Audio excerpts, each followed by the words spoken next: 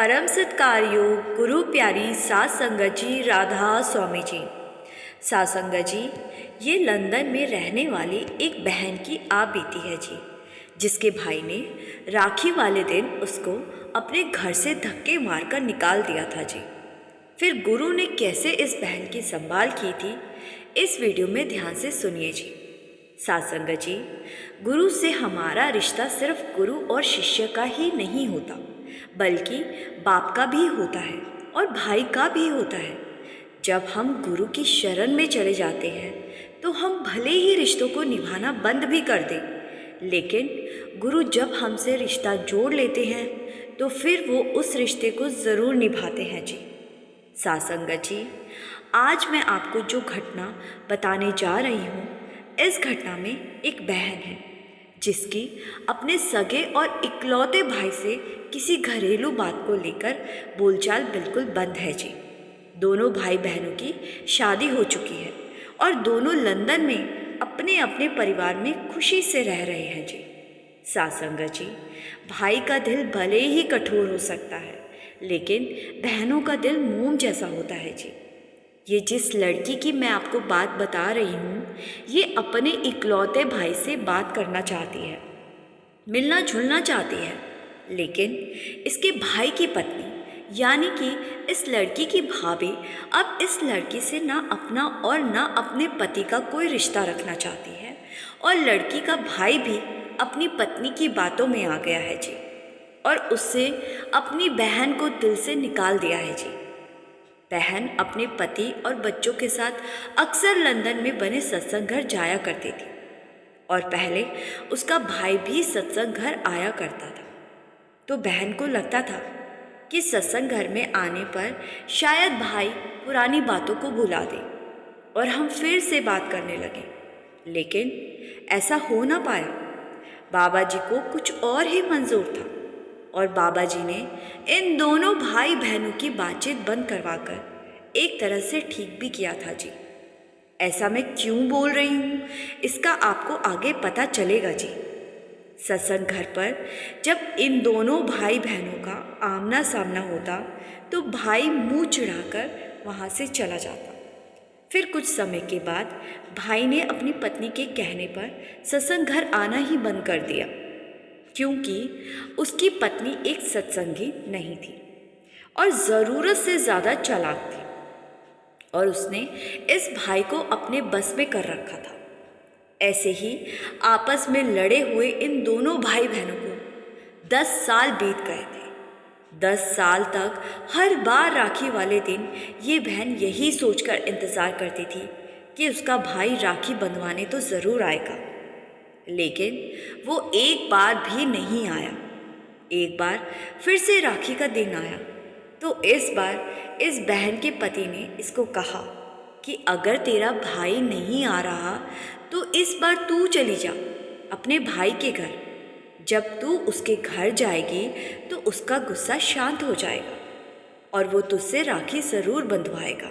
अपने पति की ये बात इस लड़की को अच्छी लगी, और राखी से एक दिन पहले इसने अपने भाई के बच्चों के लिए नए कपड़े खरीदे, मिठाई खरीदी और राखी खरीदकर वापस अपने घर लौट आई।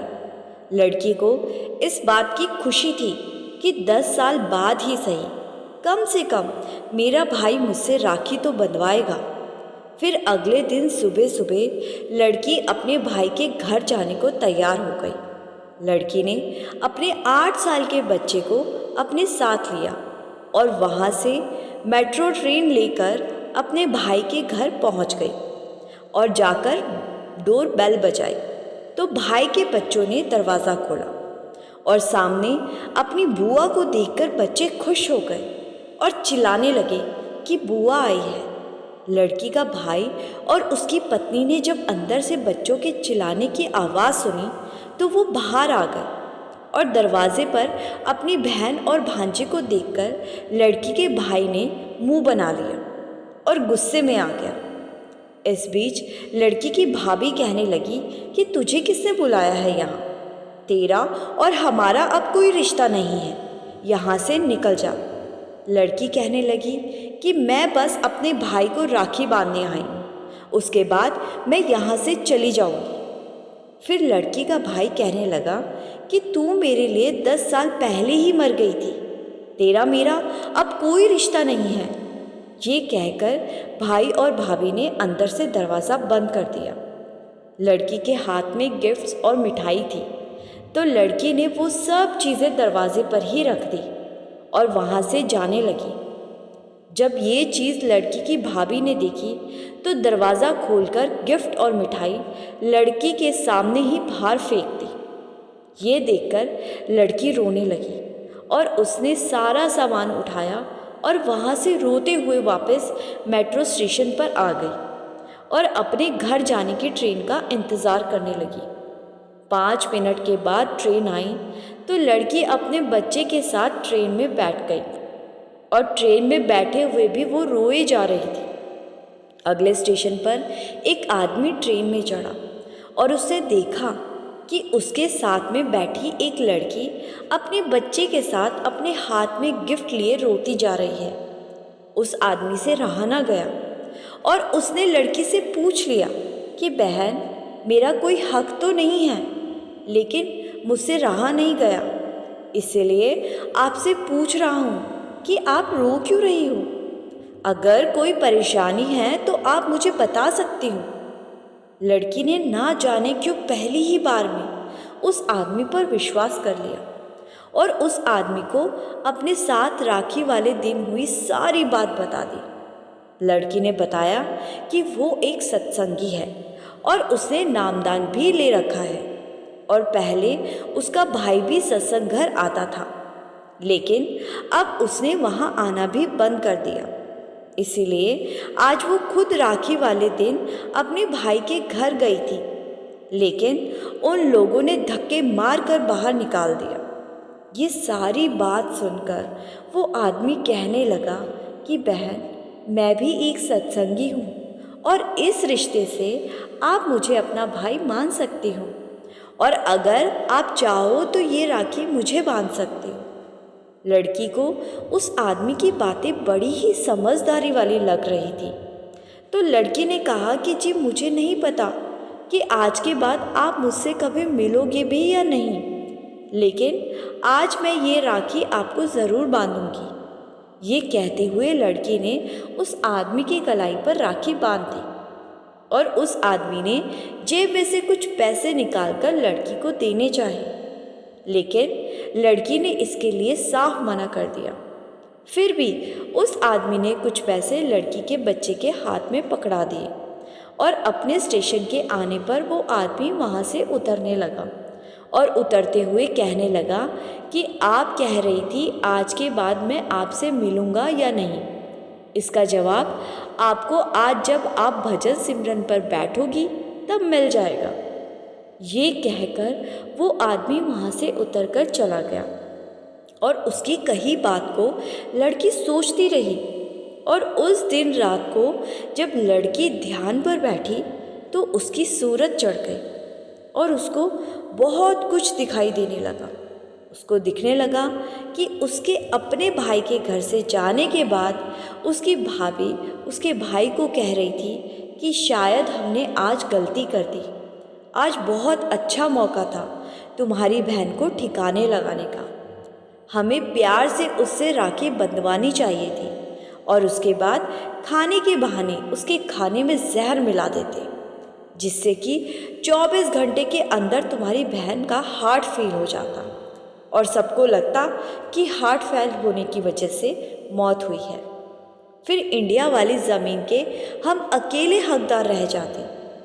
तो इसके बाद लड़की ने देखा कि लड़की का भाई बोल रहा है कि अगर मेरी बहन मर भी जाती तो भी उसका बच्चा और पति इंडिया वाली ज़मीन पर अपना हक जमा लेते, इसीलिए अपनी बहन के पूरे परिवार को ख़त्म करना पड़ेगा।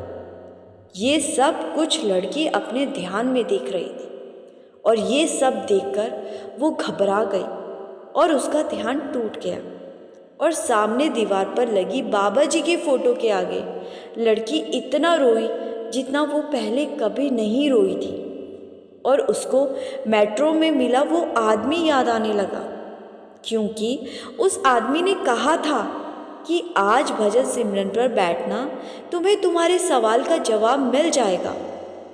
अब लड़की समझ चुकी थी कि ये सब कुछ कोई आम आदमी तो कर नहीं सकता। इसका मतलब उस आदमी के रूप में बाबा जी ही मेट्रो में उससे राखी बंधवा कर चले गए। लड़की बहुत रोती जा रही थी और उसने सारी बात अपने पति को भी बताई। पति भी हैरान था और कहने लगा कि शायद इसीलिए बाबा जी ने तुझे तेरे भाई और भाभी से दूर रखा था। बाबा जी जो करते हैं वो हमारी भलाई के लिए ही करते हैं, लेकिन हम बाबा जी की लीला को समझ नहीं पाते। आज अगर हमारा तेरे भाई और भाभी से मिलना जुलना और आना जाना होता तो वो कितनी आसानी से हम तीनों को ख़त्म कर सकते थे। लेकिन वो कहते हैं ना, जिसकी रक्षा सद्गुरु खुद करते हैं, फिर दुश्मन की क्या मजाल कि वो कुछ कर सके। सासंगत जी, जो गुरु के हुक्म में रहते हैं, फिर गुरु हर हाल में उनकी संभाल करते हैं जी। संगत जी, आशा करती हूँ जी ये साखी आपको अच्छी लगी होगी। कमेंट में राधा स्वामी लिखना मत भूलिए जी। और संगत जी, इस चैनल को सब्सक्राइब कर इस चैनल का हिस्सा ज़रूर बनिए जी। और आप हमारे फेसबुक पेज पर भी जुड़ सकते हैं जी। जुड़ने के लिए लिंक हमने डिस्क्रिप्शन में दे दिया है जी। गुरु प्यारी सासंगत जी, राधा स्वामी जी।